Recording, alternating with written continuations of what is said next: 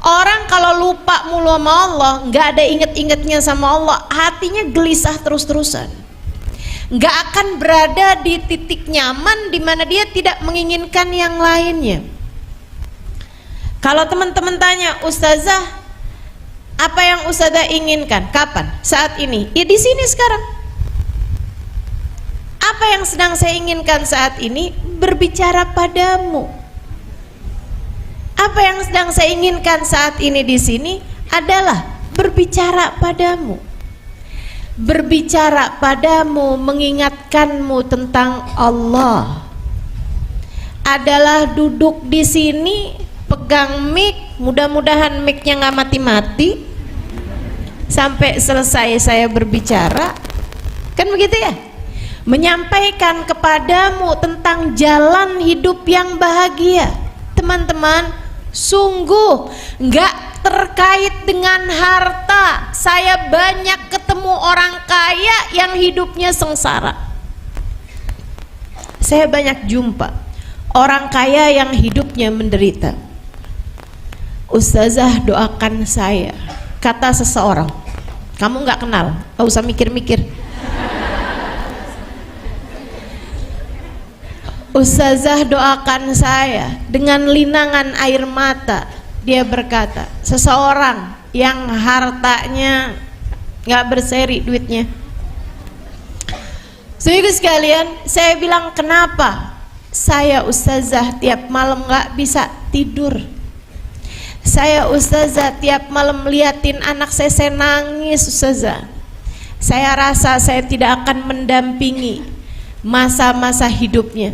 Saya bilang, kenapa? Kamu kena sakit yang membuat kamu akan segera meninggal dunia gitu, kata dokter misalnya. Enggak juga Ustazah, saya sebenarnya nggak kenapa-napa, saya sendiri juga nggak tahu kenapa.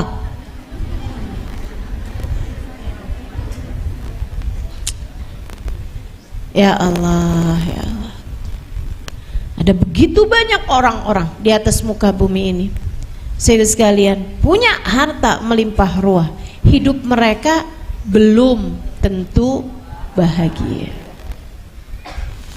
Yang berilmu hidupnya nggak bahagia banyak. Artis misalnya gitu ya, penyanyi, orang terkenal misalnya, yang memutuskan untuk bunuh diri, bukan satu, bukan dua, teman-teman. Ada banyak di antara mereka yang seperti itu, yang kecanduan barang-barang terlarang karena merasa hidupnya sangat menderita.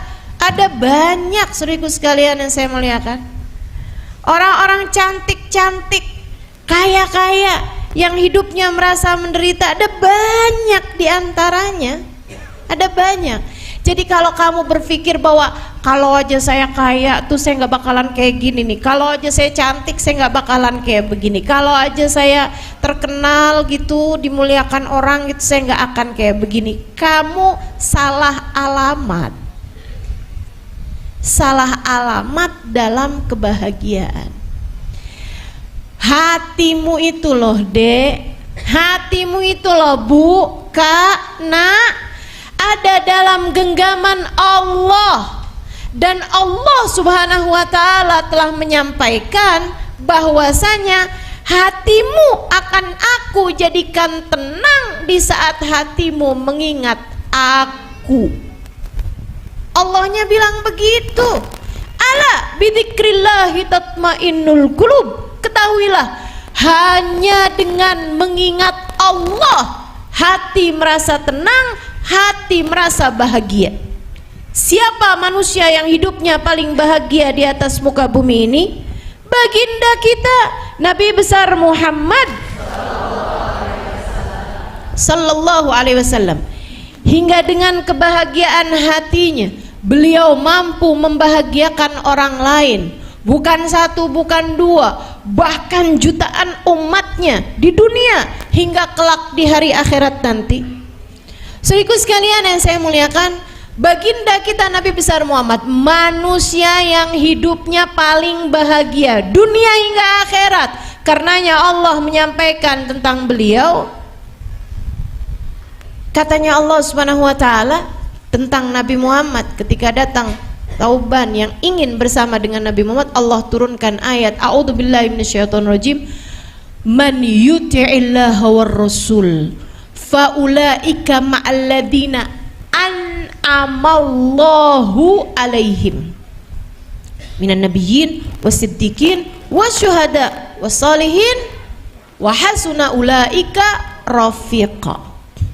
Kata Allah, siapa yang taat kepada Allah, siapa yang taat kepada Rasulullah Muhammad sallallahu alaihi wasallam, kayak Thauban ini nih, faulaika ma'alladzina an'amallahu alaihim, dia nih yang taat sama Allah dan Rasulnya akan dikumpulkan bersama dengan Nabi Muhammad. Tapi Allah ketika menyebutkan tentang Nabi Muhammad dan orang-orang bahagia yang bersama dengan Nabi Muhammad, Allah menyebutkan bahasanya an'amallahu alaihim, orang-orang yang paling nikmat hidupnya, yang paling nikmat hidupnya, yang diberi kenikmatan sama Allah paling banyak. Siapa mereka? Minan nabiyyin, Nabi Muhammad dan nabi-nabi yang lain. Jadi Allah mensifati Nabi Muhammad dengan an'amallahu alaihim, orang yang dikasih kebahagiaan paling banyak, orang yang paling nikmat hidupnya. Saudaraku sekalian yang saya muliakan,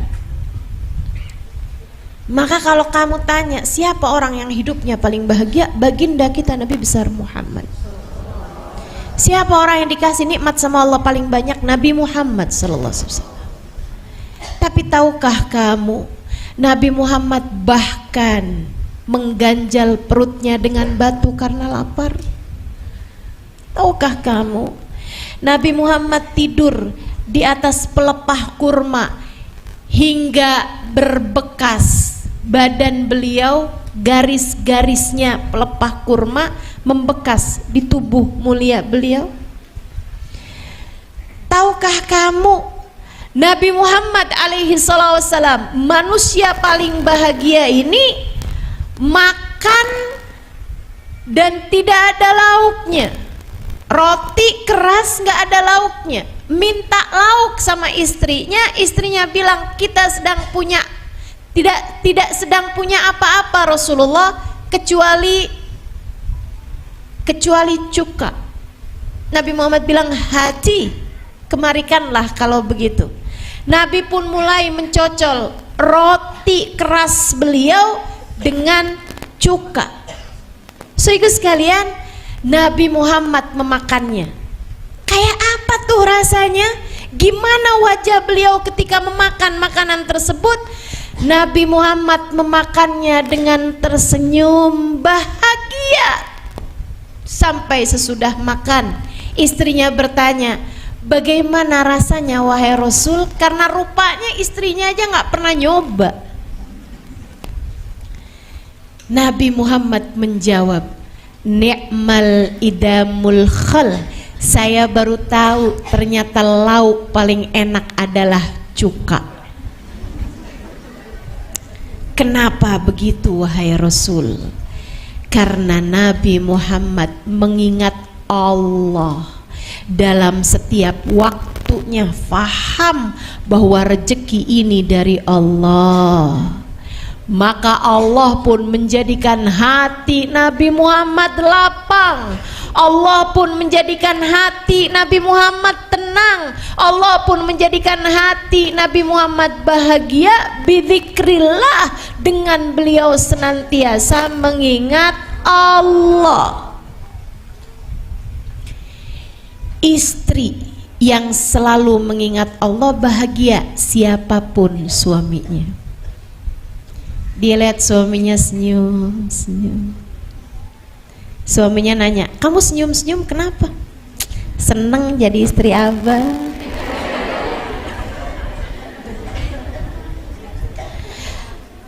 Saudara sekalian, siapapun aja suaminya, istri yang bahagia akan bahagia dan akan membahagiakan orang di sekelilingnya. Kenapa gitu?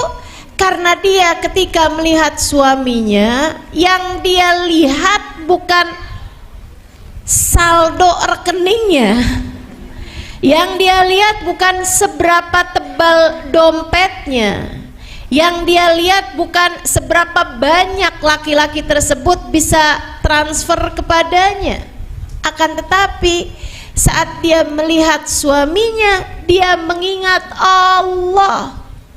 Inilah laki-laki yang Allah jadikan surgaku berada dalam tangannya.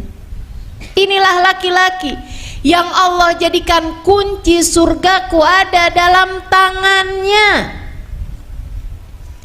Maka dia pun bergegas menuju surganya dengan mendekati yang pegang kunci surga.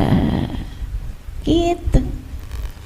Maka kalau suaminya lagi nyenengin, lagi gampang dihadapin, alhamdulillah, surga emang adem, surga emang enak nih, pantes aja nih surga. Kalau suaminya lagi menyebalkan, saya percaya dia pemegang kunci surga, karena surga memang berat.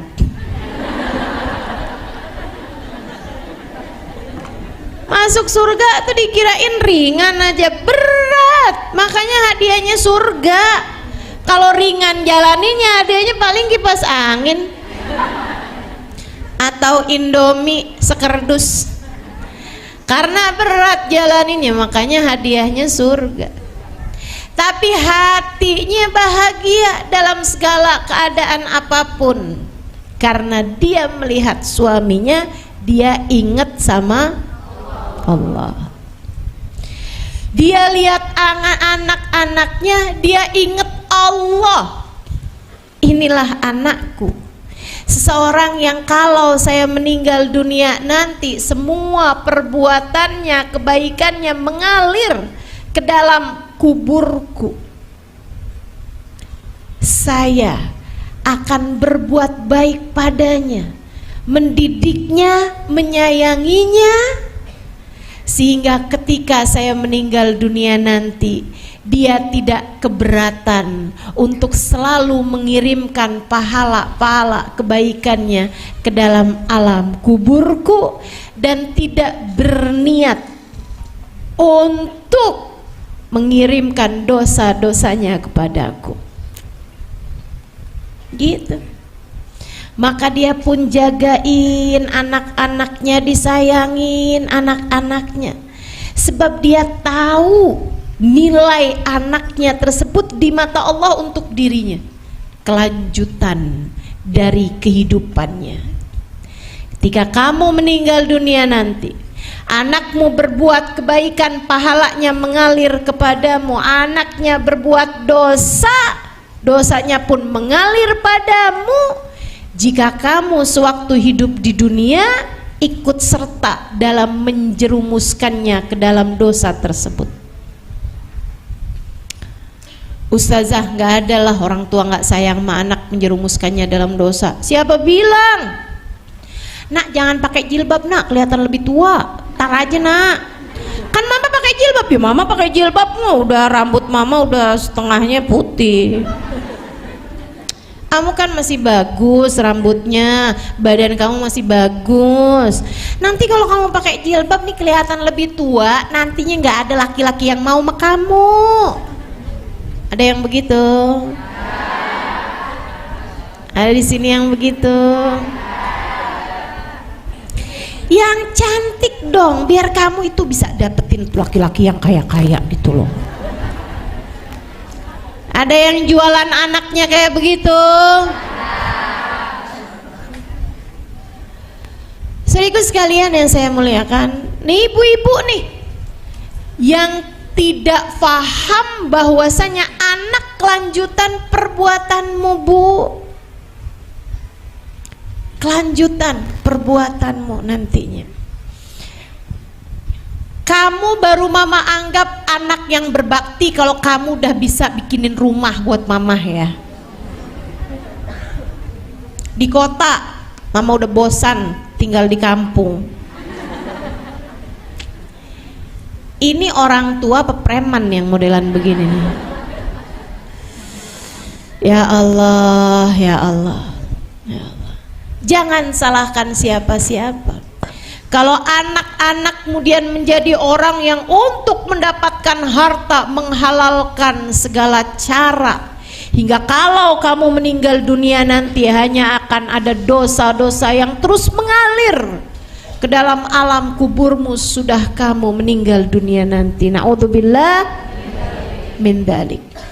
Saudara sekalian yang saya muliakan, maka istri yang bahagia akan mengingat Allah dalam hubungannya dengan suaminya, dalam dia bersikap kepada suaminya. Ibu yang bahagia akan selalu mengingat Allah terhadap hubungannya dengan anak-anaknya. Anak yang bahagia akan selalu melihat Allah, mengingat Allah dalam hubungannya dengan orang tuanya. Dia nggak berani ngomong kasar kepada orang tuanya. Kenapa?